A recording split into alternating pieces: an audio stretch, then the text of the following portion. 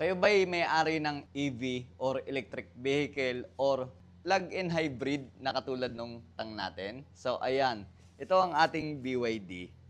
Okay, ito yung lalagyan ng ating portable charger na pwede nyo dalhin sa probinsya dahil meron tayong AC na 7 kilowatts na naka-install dito. So kapag pupunta tayo ng probinsya, malayo ang pupuntahan, kailangan may dala tayong charger para mas makonsume natin lagi yung kuryente at magtipid tayo sa gasolina. So umorder ako nito sa online. Ayan, ganito siya nakalagay. Ang tawag dito is extension ng wire with grounding. Ayan siya. So, may kasama pa siyang, ito, nilulubog. Ipapakita ko sa inyo kung paano gagana to. For example, pag nasa probinsya tayo, wala tayong ganyan. Dahil nakapix yan sa wall. Ang gamit natin, yung portable charger. So, ganito lang siya kasimpleng gamitin. Kapag kasi ito dinirect mo, at walang grounding ang bahay, hindi talaga gagana yan. So, magpo-fault lang yan. Parang natural na paggamit nila ng extension wire, ganyan. And then, ito ang mangyayari. Makapansin nyo, may ilaw na. O yan. And then, pag dinirect nyo ng saksak to,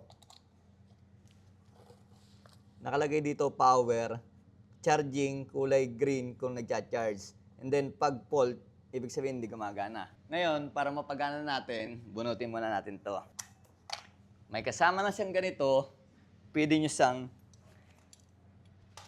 isaksak sa mga nakalubog sa lupa. Tulad ng grounding na ganito. Ito. So, ang purpose nito, dapat gagana tong grounding na to kapag nakatusok sa lupa. Sabi na may-ari sa akin, kahit sa paso, gagana. So, itusok natin sa paso.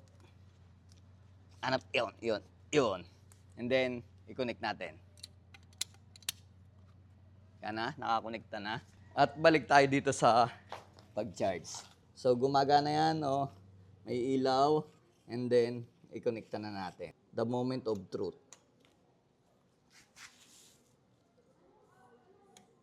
Yan. So, nagbiblink na yung charging niya. So, mapapansin niyo yung wire natin. Ayan.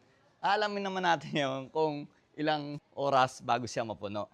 Siyempre, pag nasa probinsya na kayo at naka-grahe na to sa bahay, habang nakipagkwentuhan kayo sa family nyo, nag-charge na to. So ayan, 1.6 kilowatts yung kanyang charging power. 14% remaining na lang yung kanyang battery. At meron siyang 12 hours and 31 minutes na remaining bago siya mag 100%. So napakalaking bagay nito para pag nasa probinsya tayo, pwede pa din tayo mag-charge. Hindi siya gagana kapag tinanggal natin to. So try nating ipakita mo muna, nak. Ayan, nagbiblink yung charger. Tapos, pag hinugot natin to,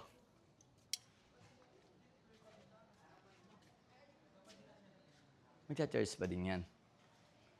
Ayan, na-detect na niya na walang grinding kaya nag-fault siya. Hindi talaga siya magcha-charge. Kahit dito kulay red yung nakalagay. Dapat dito habang nagcha-charge naka-green din. Kahit hindi niyo naman maghanap kayo ng paso, kung meron naman na ganito, katulad nito, basta yung mga bakal na nakalubog sa lupa, pwede na.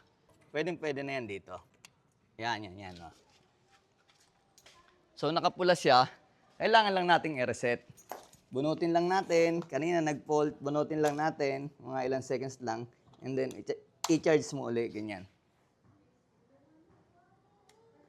Ayan, oh. Nag-charge na. At dito sigurado kulay green na rin. Ayan. Ibig sabihin, nag-charge na. Ang materialis nito is Royal Cord Wire. Heavy duty na Omni. Itong outlet na to. At may kasama na siyang 10 meters na, ang tawag dito ay clamp. Tapos may ground rod na kasama para itutusok nyo na lang sa lupa. And then, available siya ng 5, 10, 15 meters. Pero itong ginawa ko to, 10 meters lang to. Sulit na para sa akin. Ayan. Sa mga gustong umorder, PM nyo ako. Ibibigay ko yung link kung saan ako umorder kasi baka mapeke kayo.